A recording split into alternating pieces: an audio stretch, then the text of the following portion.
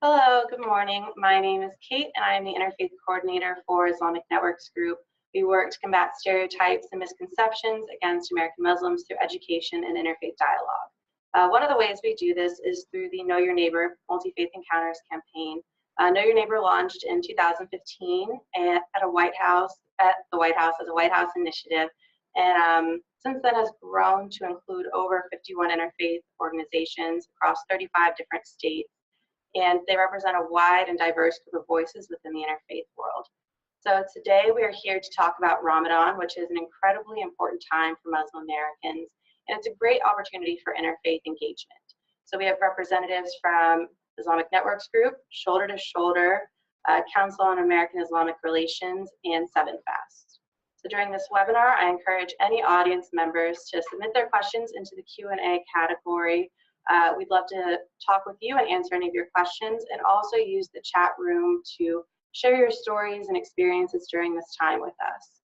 So without further ado, I'm going to hand this webinar over to Amina Jandali. She is the content director here at Islamic Networks Group, and she's going to talk with you all about what Ramadan is and the significance for American Muslims, and how those outside of the faith can be accommodating to their Muslim neighbors during this time.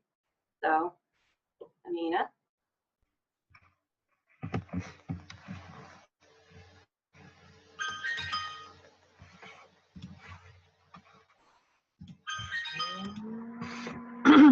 Good afternoon or good morning, depending on where you are.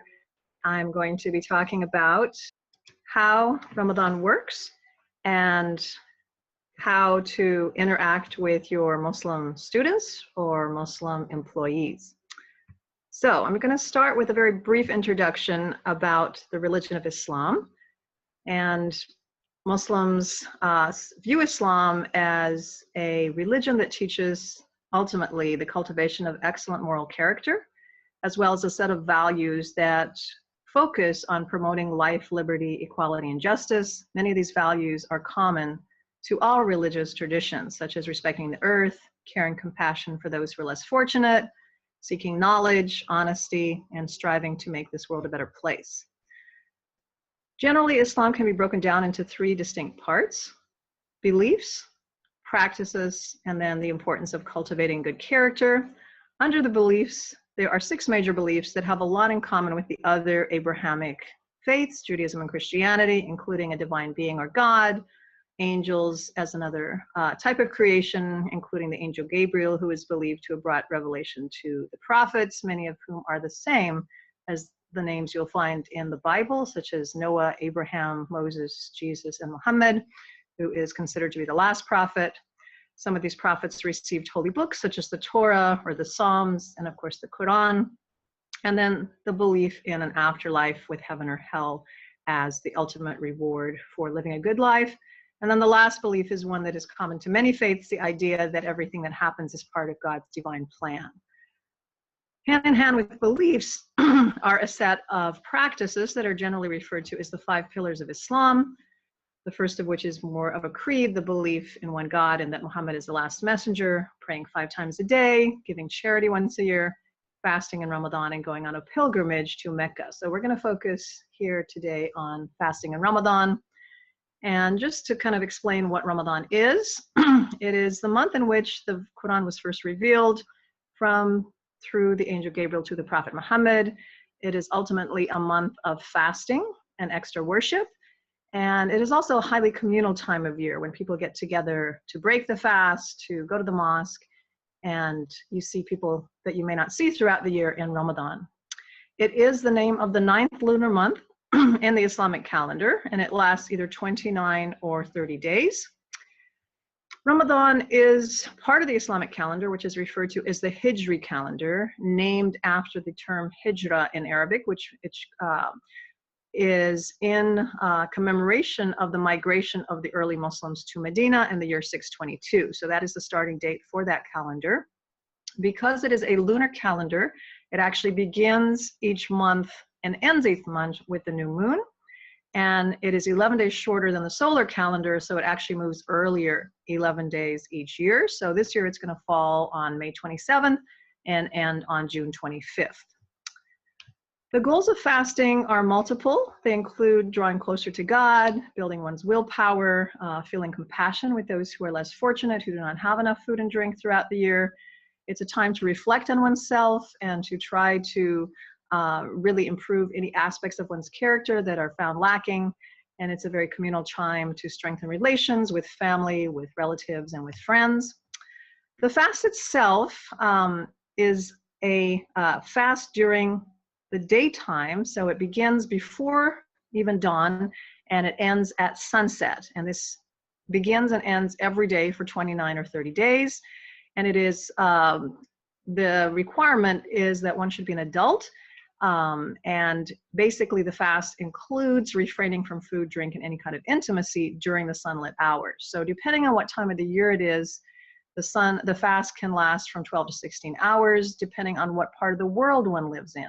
There's also a variation. And as the month moves around the season, the days get longer or shorter. A typical day in Ramadan begins with the small meal, breakfast-like food generally before dawn, and then performing the first prayer, and then either staying awake and going on with one's schedule, or some people go back to sleep. And the normal schedule is often adjusted so that people go in earlier and come back earlier, or maybe go in later and come back later, depending on kind of the job and one's sleep cycle. And people who are fasting also make special efforts not to miss their prayers. And then the fast is broken at sunset. It can be broken anywhere, so at home or in the mosque. Many mosques serve daily iftar dinners to people who don't have a place to eat. And it is very much encouraged, as I mentioned, to invite family and friends over to share in the fast breaking. After the evening and night prayers, there is a special Ramadan prayer called Taraweeh that goes on for maybe about an hour, during which about 1/30 of the Quran is recited every night. So by the end of Ramadan, the entire Quran has been recited. And then additionally, people will maybe waking up early before the early morning meal to do additional prayers. So there's a lot of praying, a lot of communal time, and one of the important aspects, obviously, of Ramadan are special Ramadan foods. It is a prophetic tradition to break one's fast with dates or water or milk. And then depending on what ethnic or national group one belongs to, they have very diverse traditions for breaking the fast. In some cultures it's soup, in others it's fruit, in others it's a lot of different appetizers. And so people will be making special ethnic foods that are specific to Ramadan, particularly if they have guests or extended family over. And again, as we mentioned, it's encouraged to share the fast with others, even if it's one's daily regular dinner. There are a number of people who are exempt from fasting, and these include the elderly who are unable to fast, the sick, people who are traveling, pregnant, or women who are breastfeeding.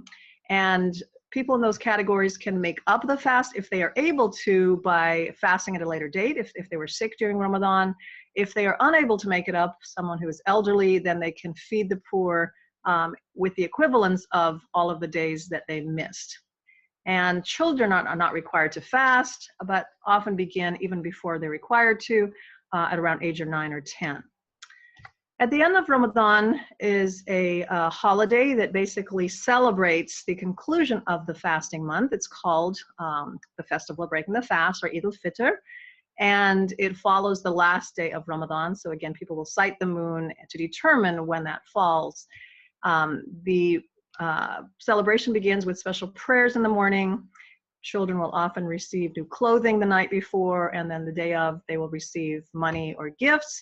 And the celebration will continue throughout the day with either festivals in the park or at a fairground, or visiting friends and relatives. And then the second holiday occurs about 2 months and 10 days later during the time of the Hajj, and that is called the Festival of the Sacrifice, or Eid al-Adha.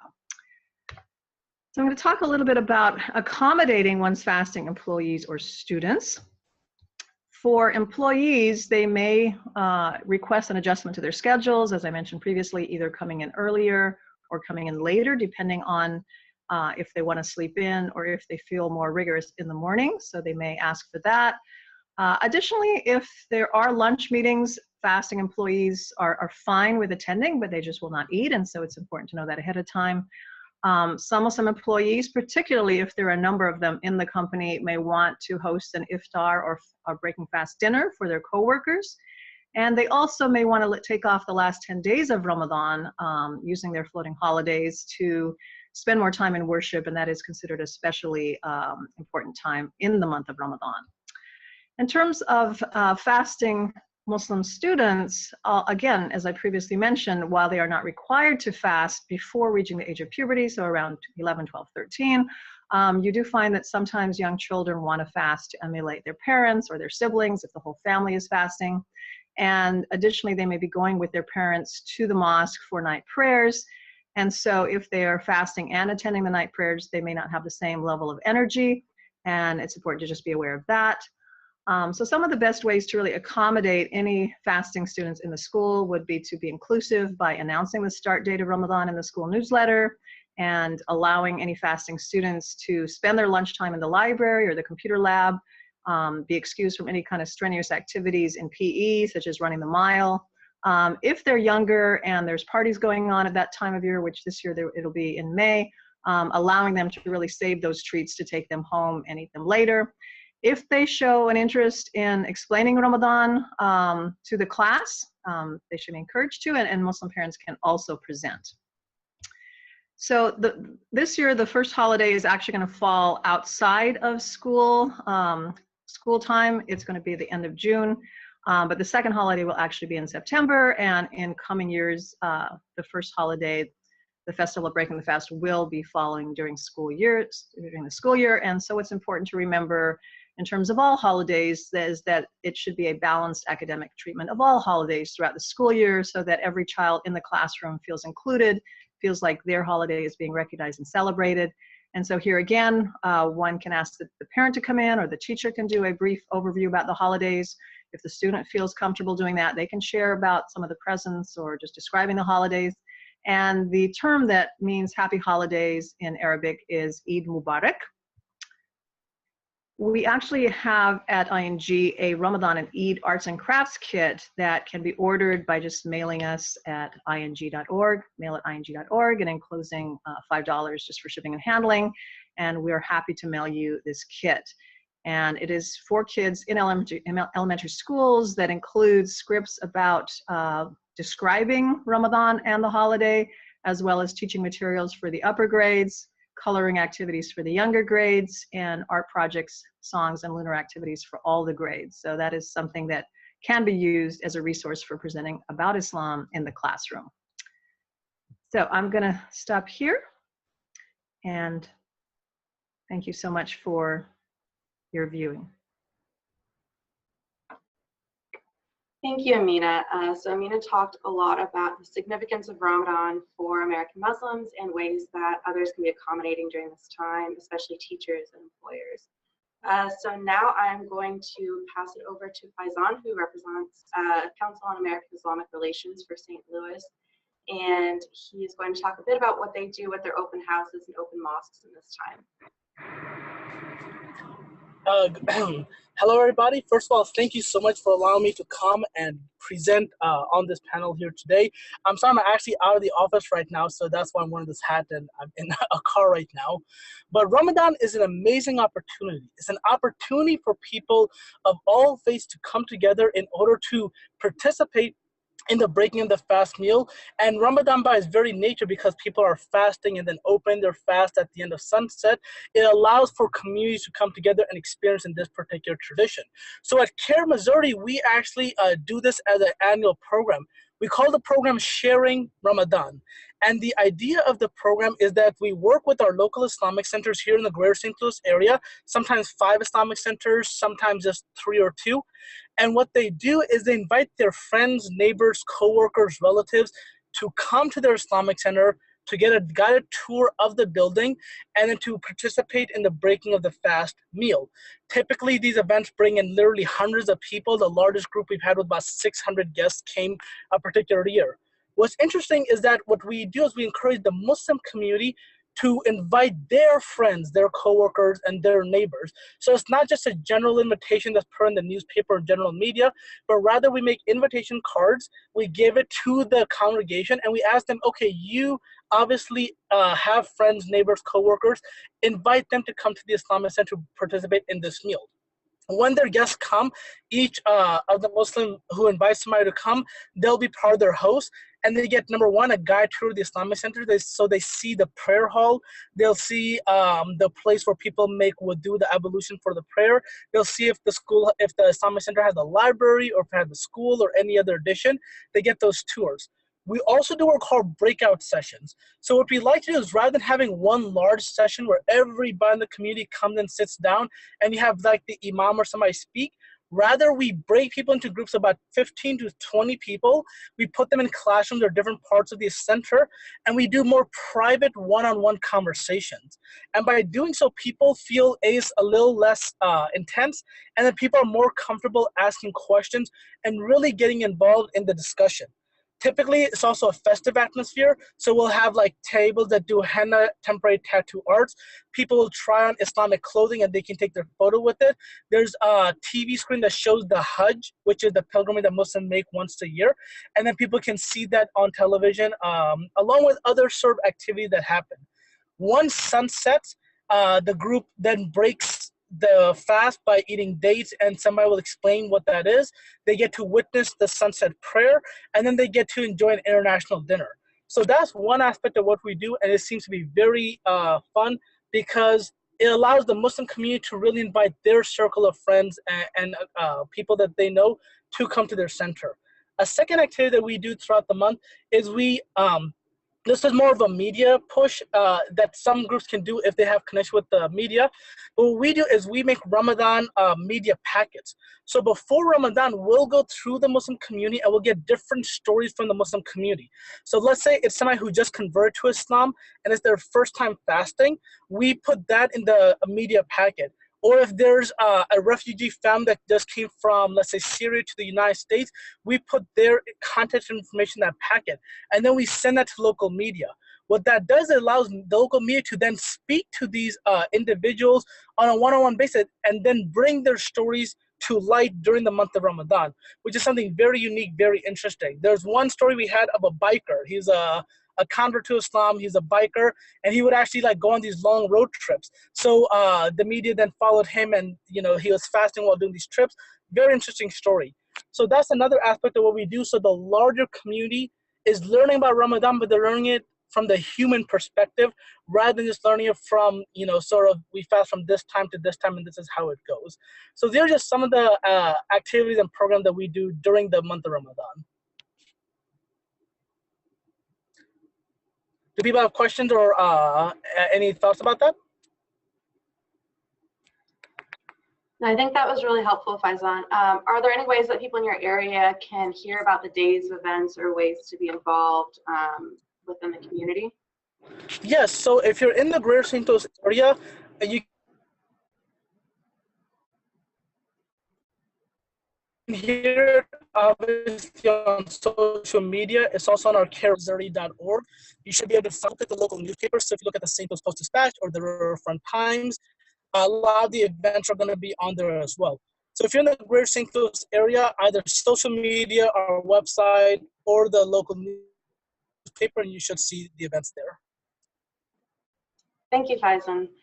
So now I'm going to pass it over to Tim, who is representing Shoulder to Shoulder today. Catherine was not able to join us on the call, so he is going to be speaking about the work that they do and how to be involved. Thank you, Kate. Hello, everybody. Thanks for having me. My name is Tim Braun. I am Islamic Networks Group's communications manager, but I used to work with Shoulder to Shoulder as a project communications officer and helped develop some of the resources that I'll talk about today. So Shoulder to Shoulder, if you're not aware, is a national interfaith coalition composed of many dozens of very large religious or ethical groups. So like Conference of Catholic Bishops, the Evangelical Lutheran Church in America, the Religious Action Center for Reform Judaism. It's got a really wide net of Americans who largely are not Muslim, who realized that there was a problem with the way that our media and pretty big parts of our society were treating Muslims and Islam in America. In 2010, this group got together and said, we should do something. And they did. They formed the Shoulder to Shoulder campaign and used that as a vehicle to help counter anti-Muslim sentiment in public. And it's been a great run. They have a lot of great policy wins under their belt, and they help agitate people for good. So I'm very happy to be representing them today. There are two big parts of what Shoulder to Shoulder offers to people who want to engage in interfaith work during Ramadan. And I would note that, as Faizan said, the word opportunity is really big, because Ramadan is a month wherein non-Muslims, if they weren't previously aware of Muslims around them, become more aware, because they're probably going to hear something about it on the news. And it's also a time in which Muslims want to reach out to non-Muslims and say, hey, we're here and we're normal. Please come have some food with us. It's great. And the opportunities abound. The problem is connecting people who are curious about the faith or who want to do something just to help their fellow Americans get connected to places that are doing events. Likewise, some mosques have trouble programming enough things or doing enough community outreach to have those events happen generally. So connecting those two parts is of key importance.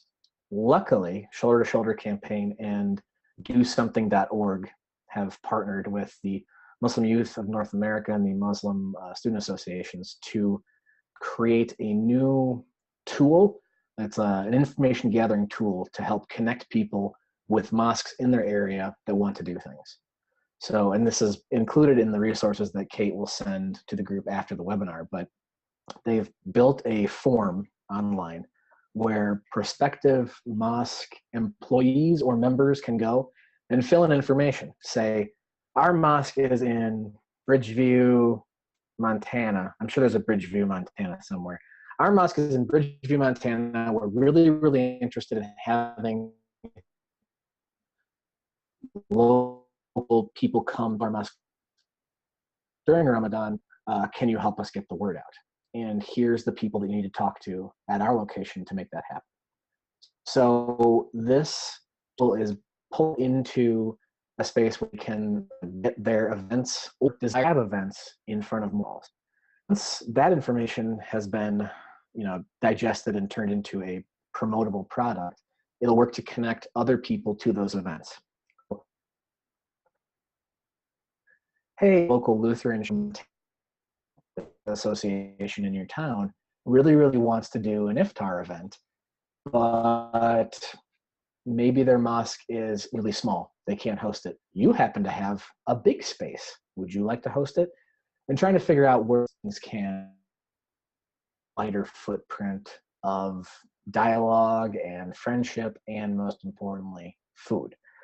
As a project now that is moving. So if you have a mosque that wants to do this, or you know someone who does, please forward this information to them. They can get mix and help connect people to the Muslims in their area that want to do this outreach work.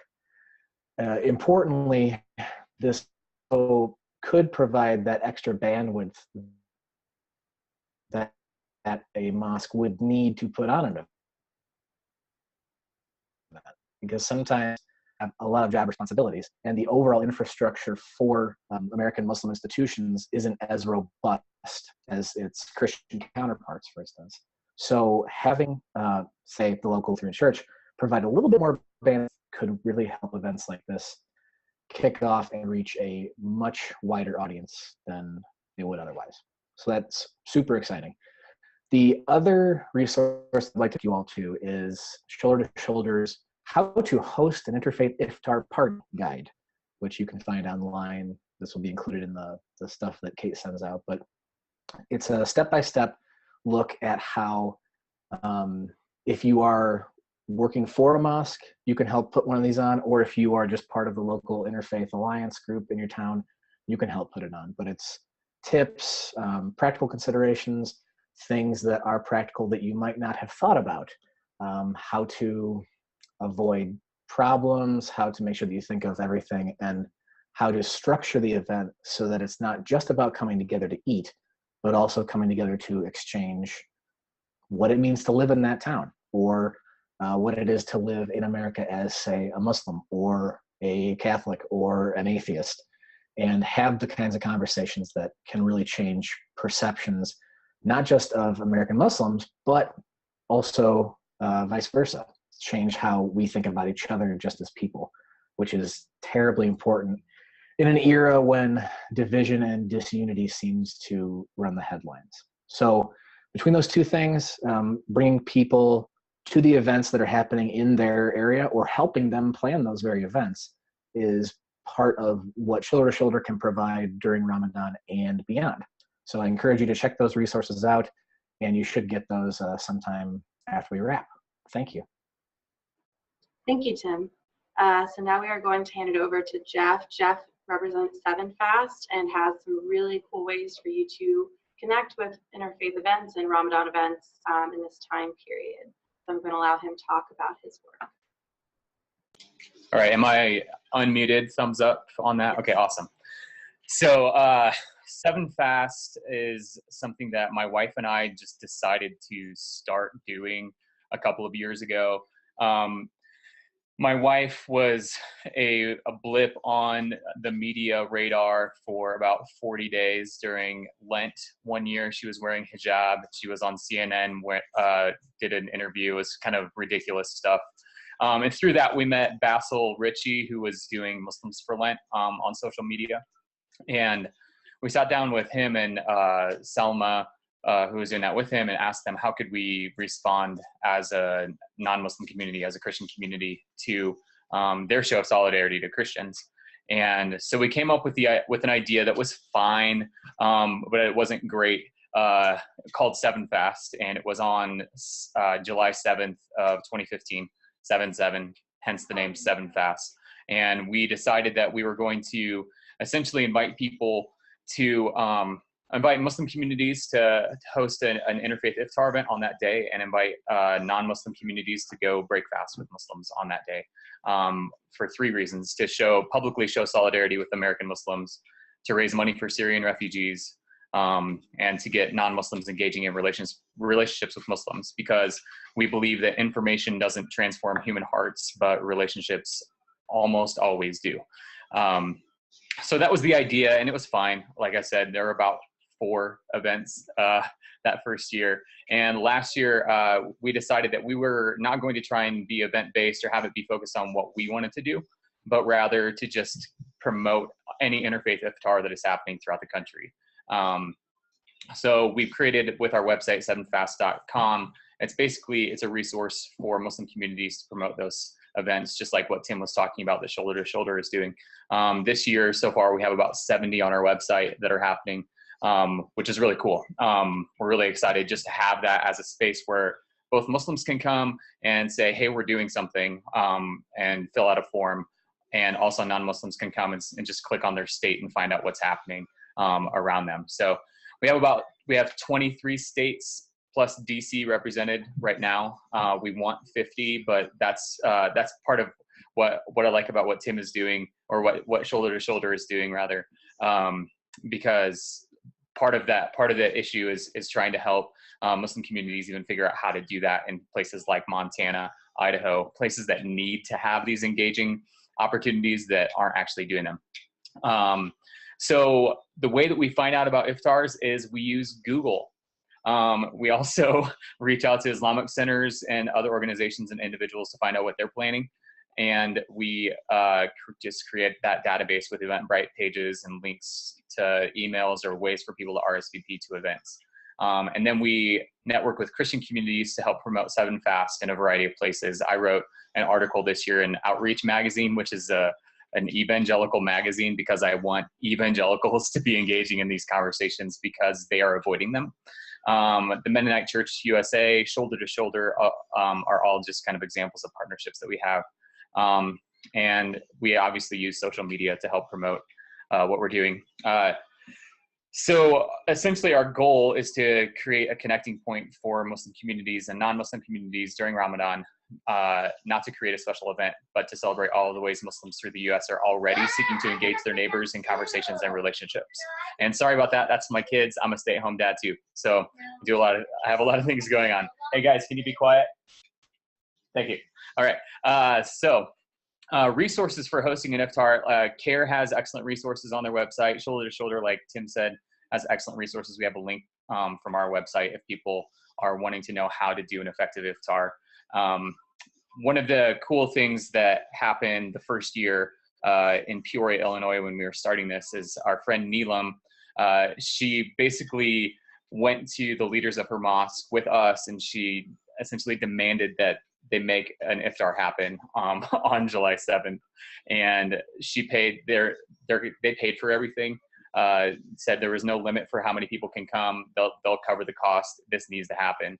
And I think it's just a beautiful thing has happened as a result of that in Peoria. There's an interfaith initiative that's happening right now that is getting people from different faiths, meeting other people of different faiths and hearing about the differences and the similarities between their faiths. There's a thing called Peace for Peoria that gathered about 1,500 people to have an imam, a pastor, and a rabbi talk about their own relationship, which turned into something else. And just kind of a snowball effect in Peoria, Illinois has happened as a result of just kind of starting off with an interfaith iftar, which is really awesome. I want to finish with just some advice about doing an iftar because of my experiences going to them. So for Muslims, don't spend too much time talking about Islam at your iftar. Spend 75% of the time letting people just have conversations and talk and laugh and get to know one another. There's a woman from a small rural community in Illinois who came with a group that I was taking to an iftar, who, as a result of meeting Muslim women and having a lot of opportunity to just talk about grocery shopping, this is a direct quote from her. She said, now I know that Muslims are human beings just like me. And that's huge. It seems ridiculous, especially if you're coming from a city, but for people in small towns to just have the opportunity to put human skin on their other is massively important. The last part of that for Muslims is exchange phone numbers. Don't let it be a one-off thing that makes you feel good about yourself, but let this turn into an opportunity for ongoing conversations and relationships. For Christians going to interfaith iftars, don't try to convert anyone. Don't do that. Maybe don't do that ever, but definitely don't try and do that at the event. Do listen and ask even stupid feeling questions, because you need to get your question out and to get your questions answered, and let your mind be changed through conversations at the table. Exchange phone numbers and invite a conservative friend. That's a really important thing. So what I've seen, I live in Colorado now, and every interfaith thing that happens is just chock full of white liberals that just love everyone and they want everything to be great and they want to show the world that they're awesome. That's good. However, we really, really need to address the fact that we are deeply divided as a country, and get the people that are on polar opposite ends of the spectrum to be in the same room to meet one another. It's vitally important. And if you're not a Muslim or a Christian, same advice for you. Going to an interfaith iftar is one of the best ways that we can help combat Islamophobia in our country. And so if you have any questions about what we're doing, you can email at 7fast@gmail.com with 7 for the V, which is so confusing. It's the worst. It's actually the worst marketing thing I've ever done in my life, but we're stuck with it. So 7fast@gmail.com and 7fast.com to find out what's going on. Thanks. Thank you so much, Jeff. And I love the tips that you gave at the end, especially for both Christians and Muslims who are wanting to engage in dialogue during this time. And it's also a great note to pass things over to Amina, again, our content director here at ING. We're going to have her talk about some tips about having an open mosque event and how to engage in dialogue during Ramadan. So I will give her a minute to set up her PowerPoint before she begins. All right. Hello again, everybody. And I'm going to kind of follow the same line that was taken by Jeff. mentioned also by Tim, and talked directly to Muslims who are thinking of hosting a Ramadan open house this year, and some guidelines that will helpfully make it easier. So first of all, you want to obviously send out invitations, either digitally or hard copy, and you want these to be the face of the whole event. So something that's colorful, that's professionally designed, and that actually asks for an RSVP, because you're going to need a head count, and this is all your guests, Muslims and others. Keeping in mind that since this event is really for Americans of other faiths, you should really only be inviting community members who are going to be helpful, who preferably have some experience with interfaith, and if asked at the table, are able to provide information about Islam. And importantly, you make sure that they also RSVP their attendance, and it's only the people that are invited, not their families or children. Which is the third point, is that really children under 14 should not be invited, particularly if there's limited space. But even if there is a lot of space, you just don't want children. They're wonderful, and we love seeing and hearing them. I have children myself, but for the purpose of this event, having a lot of children there is not going to be helpful. Children over 14 can actually be very helpful. They could serve as volunteers at the registration table. They could serve as waiters, but obviously they need to be trained ahead of time in terms of how to do that. The first thing you're going to probably think about is your venue. And if your mosque is suitable for that, you have a big room where you can eat, then that's great. If you don't have the capacity there, you need to start looking for an alternate location, which was talked about already, such as a community center or potentially even another faith's house of worship. If it is in the mosque, it's important to make sure, obviously, that the house has been that the mosque has been cleaned, particularly the bathrooms, that people know where to put their shoes when they go in the prayer area, and that they're actually going to follow through on that. If it's in another location, it's also important to kind of spruce it up, because a lot of times, you know, a community center or some other venues are not in the best shape themselves, and so whatever you can do to tidy up there. If the venue is small, it's important to really limit the number of people who can attend, because if it's an overcrowded event, particularly when you have a very tight schedule and you need to serve food, it's not going to be very pleasant. A way to really spruce up any venue is to use matching tablecloths, the kinds you can get at the Dollar Tree, and then just some kind of centerpiece. They have a lot of different ideas there. And then just some simple floral arrangements near the front or the podium, just to really give it a festive air. So in choosing volunteers, again, it is important to choose people who have a track record of interfaith engagement and who can really be the best representatives of your community, because that's going to be the face of the entire event. And you may want to conduct a brief training before the event to make sure that everyone knows why they're at the event, what their role is, and that they're prepared. And kind of along that lines, it's important that volunteers get there at least an hour before. And for those who are actually setting up, they would need to be, on time even before that. A good way to prepare for the event and for those who are volunteering is to refer all participants, all volunteers, to ING's answers to frequently asked questions, which we're going to go through towards the end.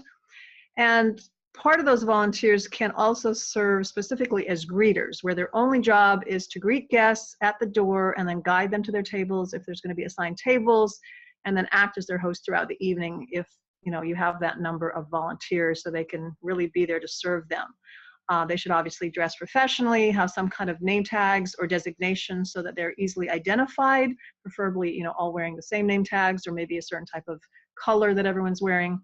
And they should really understand that their role is to be there for their guests, not to stand in the back talking to their friends or get distracted with other aspects of the event. It's important that families should be seated together, not segregated by gender, because it's going to be very uncomfortable for people to do that, and they're going to be a lot happier if they have their friends and family next to them.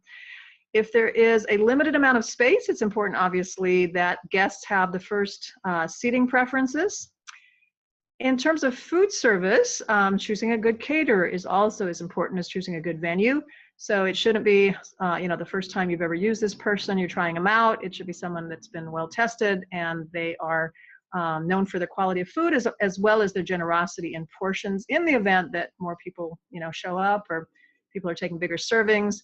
as well as timeliness in delivery, because in Ramadan, it is so important to have that food there at the right time. And so you don't want somebody who is not going to do that. It's best to avoid any kind of really spicy or hot foods because people may not be accustomed to that. And, you know, that kind of defeats the whole purpose of inviting them to a meal that they're not going to enjoy. It's important that the caterer is on target to get the food to the venue at least half an hour before dinner, because that's going to happen very quickly after, you know, the time for dinner comes in. If you do choose to use disposable utensils, buy a good quality product, particularly if you're serving anything that has a lot of liquid in it. You don't want it dripping onto your guest's clothing. A definite no-no is styrofoam, which does tend to be stronger, but these are not biodegradable. They're not going to ever, you know, they're going to take millions of years to biodegrade, and you don't want to be contributing to that. Or any non-recyclable products, such as plastic. Once it gets dirty, you really can't recycle it. And if you do have bottles or cans, designate a separate container to put those in. Better yet, to have a pitcher or these large containers for water or for juices if possible. There's a couple ways to serve the food, obviously, either putting it out or serving it to the tables, but then you need a lot of volunteers, or laying it out buffet style. So that really depends on the size of the room, the number of people who are attending, and the number of volunteers. If the room is small and the group is small, it's actually faster to have people serve their guests. If it's a larger room, then you could set up a couple of serving stations so that the buffet goes a lot quicker, and it's actually faster to have someone serving.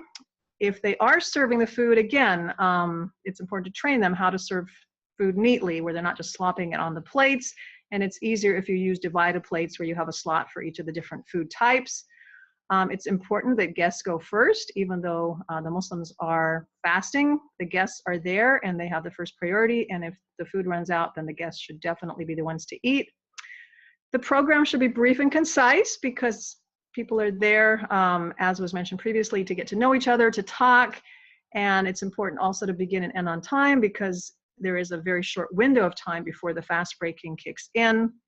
And it should be made available either at the registration desk or on every table. That also includes a brief bio as well as a schedule. Generally, these programs begin with a short Quranic recitation, but again, short is key, maybe just 5 to 10 verses, and it's important to also read the English translation, choosing verses that speak of commonalities that really can bring the audience into you know, what is being said in the verse. If you have a limited time and program, it's best to only stick with one keynote speaker. If it's a little longer program, you could do a panel or a couple of speakers, but again, making sure that they adhere to time. These speakers should obviously have some kind of experience in interfaith, not just be known for having a lot of Islamic knowledge. They should be people who don't preach or proselytizing because they're there to educate, not to convert people. And it was interesting what Jeff said. If there is a basic overview of Islam, keeping it short, but again, even the focus of that should be stressing commonalities, shared beliefs, shared traditions with other faiths, and allowing enough time for Q&A at the conclusion, but even throughout if there is time for that.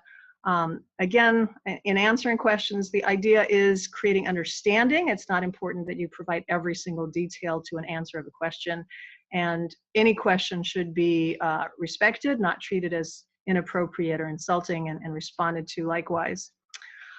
So the prayer follows the breaking of the fast, which is usually, as previously mentioned, dates or water, and then usually people would go and do the evening prayer. And at this point, guests should be given the option of either observing the prayer, or even if they want to, joining the prayer, or alternatively, they could begin the food service if it is a buffet-style service. In choosing the imam, it should be someone whose voice is known to be beautiful, as well as the person that calls the call to prayer.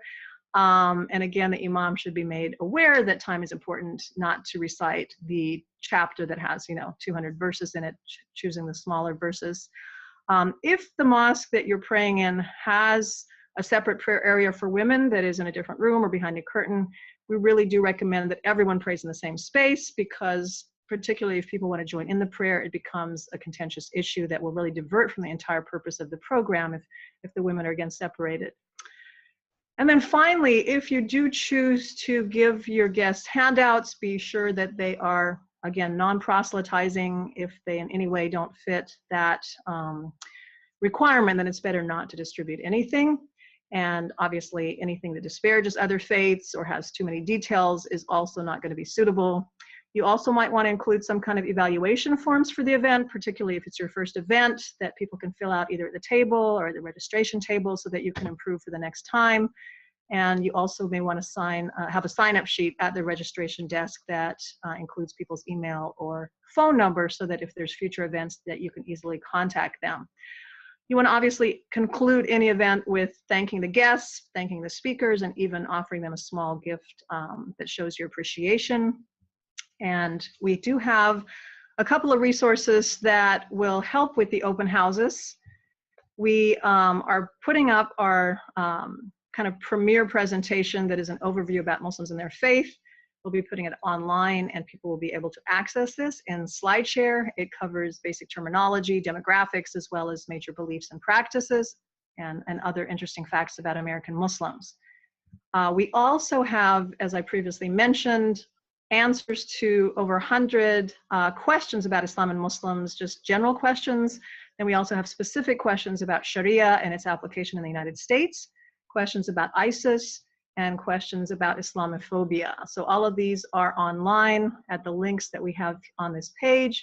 And it is useful to actually encourage any volunteers who are taking part in the open house to review these and maybe even have a session where you have them practice answering some of these. So these are some tips and some resources. I thank you for your time, and we'll now go back to Kate.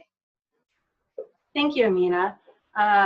So I wanted to go and answer some questions from the audience. We have one question from Bruce, who wants to know if you all have any examples of stories of interfaith events during Ramadan, of times that, or things that went either really well, things that you really found memorable from an interfaith event, or things that could have gone wrong or did go wrong. So an example of something that I thought was really great during the Ramadan event personally was, I remember walking into a mosque, and as the gift for the woman that entered the mosque, they gave us headscarves, which was really helpful for me to know how to put on a headscarf. And it didn't feel appropriating that I walked in with headscarf. So I thought that was a really interesting gift and a great way to go about that. So if anybody else has examples or stories to share. I've got an example of what not to do, or rather a few examples. From the perspective of someone who has helped organize iftar dinners in non-Muslim spaces like churches, one of the kind of basic things that can go a long way in showing some cultural sensitivity is either having the event in a room without a gigantic crucifix with Jesus on it kind of staring over everybody, or if you don't really have the option of doing that, somehow covering it. Some spaces I've seen have physically moved their crucifix to another place. But it's, you know, you walk into a church seeing a cross and Jesus is about as common as you can get. But if you're having non-Christian guests, especially Muslims and or Jews, it might be best to have that not quite so obviously in front of everybody. I know that the one time I screwed that up, someone from the mosque took me aside and said, "Hey, you know, could we do something with that?" They weren't upset, and I don't think anyone would have said anything if we had left it up there, but we did a quick scramble and got it done, so it was okay in the end. The other thing to avoid is, Amina had a really good overview on like how to do food well. One of the things that should be thought about is, if you're doing it, again, in an off-site space, having food that is halal and or kosher, so that it is the most welcoming food that you can have, is also to make sure that there is not meat options. In the few hours before the one iftar that I planned, like top to bottom myself, all of a sudden it was realized that we didn't have any kind of bulky vegetarian dishes besides rice. And knowing that we were expecting a number of them, people who don't eat meat, the realization was kind of like, ooh, shoot, I can't believe we forgot that. So we scrambled around and managed to get some food at the end. But it was like the little things, I think, that you wouldn't think about necessarily, trying to put those kinds of events together, that will probably just be embarrassing and won't lead to a incident, but it's best to just try and be as welcoming as possible. I've been to a couple of events, one where it was extremely crowded and it was just very difficult to even move around, and then it made the food service so difficult. So I don't know what happened, if they just kind of opened it up to the entire community. So that's where I think the RSVPing is really, really important.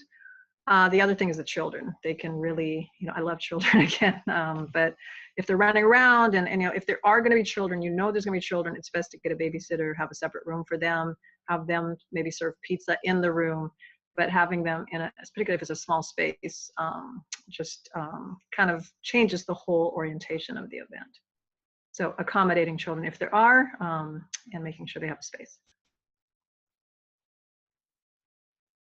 I've already shared a couple of stories, but I know of so many ongoing and long relationships that have started at an interfaith iftar, and just advice for both sides of the conversation is to be open, because relationships are mutually transformative in terms of changing the minds of a Muslim American about a Christian, and also in changing the minds of a Christian about a Muslim American, or any other combination of those things.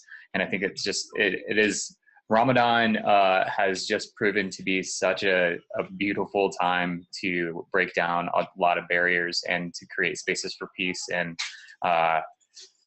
so anyway, like, you could have literally, like, things in a city could change as a result of just a couple of people meeting and hitting it off. So yeah, thank you all for your answers to that question and for being on this webinar. I really appreciate you all taking the time to come and talk to us about interfaith during Ramadan and sharing your advice with our viewers. Just so our viewers know, we will be recording this and sharing this online, and we have a few resources also from different organizations to send you as well. So look out for that email, and look out for emails about future webinars as well. So thank you all for being here. Thanks, everybody. thanks.